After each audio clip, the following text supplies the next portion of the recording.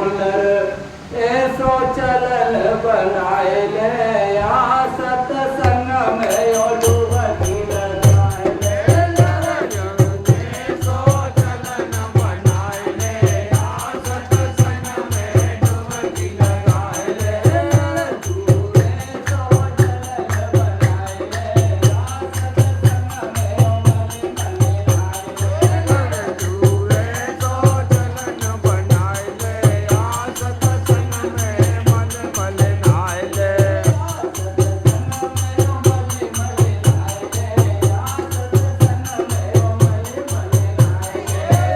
सत्संग में मले मले आए ले या सत्संग में मले मले आए ले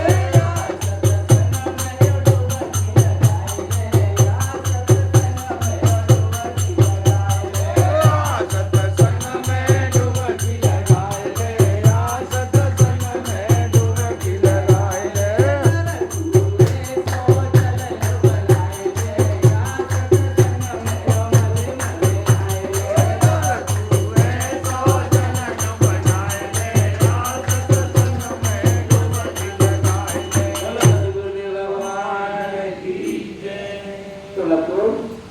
इस कल काल के अंदर पाप नाशने ये गंगा बह रही है, इसके बारे में कुछ चर्चा करेंगे। तुलसीदास बाबा ने जब सबरी के पास गए तो वो भक्ति सुनाई। तो पहली भक्ति थी कि प्रथम भगत संतन कर संगा और दूसरी रटे मम कथाए प्रसंगा। जब प्रथम भक्ति सुनाई प्रभु ने सबरी के लिए, उस पर हम विचार करें कि उस प्रथम भक्ति के अंदर क्या कहा है कि प्रथम भगत संतन कर संगा। इस कलकाल में हमको सज्जन पुरुषों की संगति करनी चाहिए, दुष्ट लोगों की संगति नहीं करनी चाहिए। अगर हम दुष्ट लोगों के संग में अगर संगति करें तो हमारी बुद्धि की दोष हो जाएगी, पाप हो जाए। और दूसरी रति मम कथा संगा, दूसरी भगवान की जहाँ कथा हो रही है उसको मन लगा करके उसको ग्रहण करने से प्रथम और अंतिम जो भक्ति सुनाई है उस प्रथम भक्ति पर वो जो अंतिम जो नौमी है उसमें क्या कह दिया कि नवम सरल सब सल छलहिया मम भरोसहिया हर सल दीना। प्रथम भक्ति पर ध्यान दो, नौमी भक्ति पर ध्यान। नौमी भक्ति क्या कह रही है कि नवम सरल सब सल छलहिया, सरल बिल्कुल निष्कपट कपट भाव से, कोई मन कपट छल छद्र नहीं होना चाहिए, सरल भाव से रहे, सरल स्वभाव से रहे, मीठी वाणी बोले, राम राम कहें। एक बार तुम राम कहेंगे तो दो बार हो जाएंगे, आने वाला भी राम कहेगा, लौट के भी राम होगी। आपको शांति, आपके मन को शांति मिलेगी और दूसरे के मन को भी शांति मिलेगी। भगवान ने कह दिया है कि मोहि कपट छल छिद्र न भावा, मुझे कपट छल छिद्र नहीं अच्छा लगता है।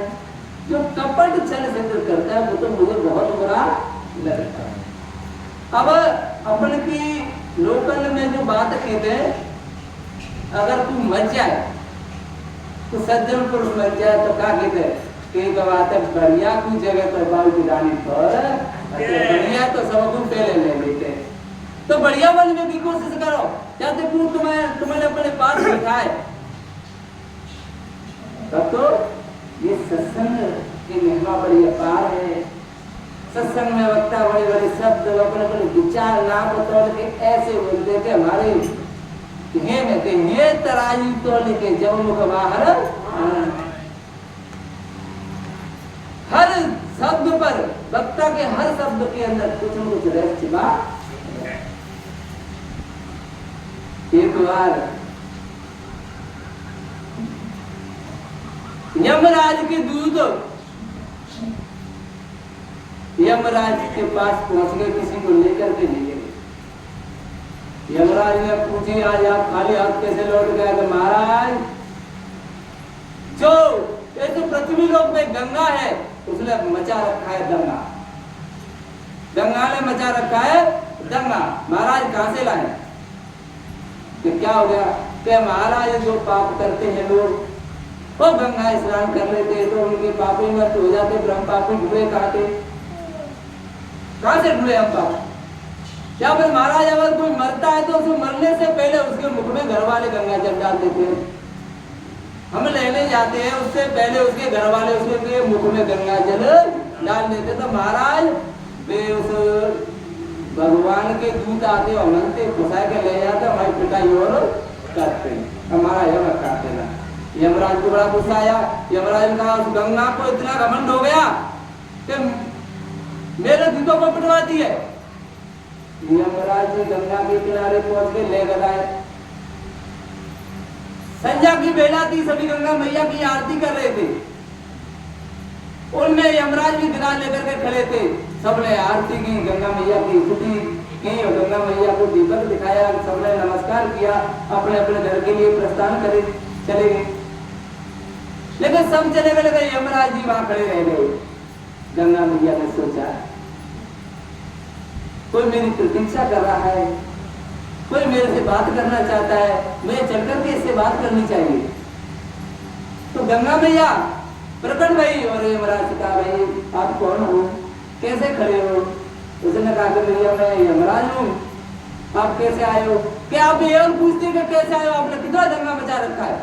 कि क्या हो गया अब गुस्से में? कि गुस्से की तो बात ही ऐसी है, गुस्से की तो बात ही ऐसी है कि मेरे पार्षद आते हैं लेने के लिए और मेरे पार्षदों को तुम पटवाती हो और अमरीश के दाम पटवा देती हो उसको और मेरे दूध वापस लौट के चले जाते।